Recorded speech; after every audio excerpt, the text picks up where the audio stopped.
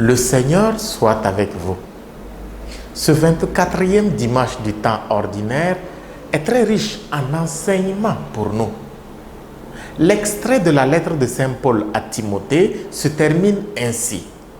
Au roi des siècles, au Dieu immortel, invisible et unique, honneur et gloire pour les siècles des siècles.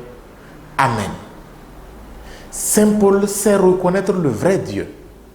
Lui qui s'était trompé et qui maltraitait les fidèles du Christ. Il a vu dans sa rencontre avec le Christ sur la route de Damas la manifestation la plus grande de l'attention de Dieu pour le pécheur, pour le perdu, pour celui qui est loin de Dieu.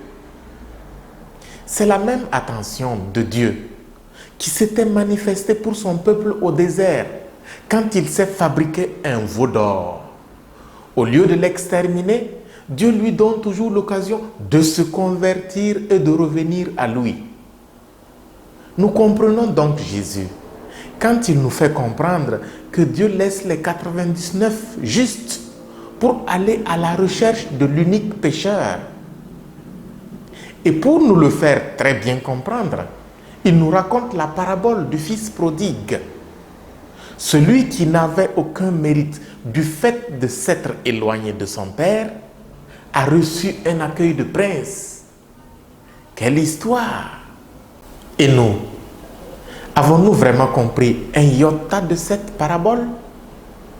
Nous avons bien oublié l'évangélisation dans les villes et villages où les populations ne connaissent pas assez le Christ et ne sont donc pas converties. Dans nos pays de mission, comme au Burkina Faso par exemple, où une très grande partie de nos populations ne connaît pas Jésus et n'est donc pas convertie, nous avons un comportement pharisaïque. Nous servons la parole et les sacrements aux seuls convertis et nous délaissons les autres qui ne connaissent pas encore Jésus. Comment pourrions-nous aller à la recherche des non-croyants pour les amener à Jésus si nous restons dans nos sacristies en nous contentant des plus nombreux, des majoritaires, des pratiquants et toutes sortes de considérations du même genre? Nous, pasteurs et fidèles chrétiens des terres de mission, sur ce plan, nous avons tout à revoir.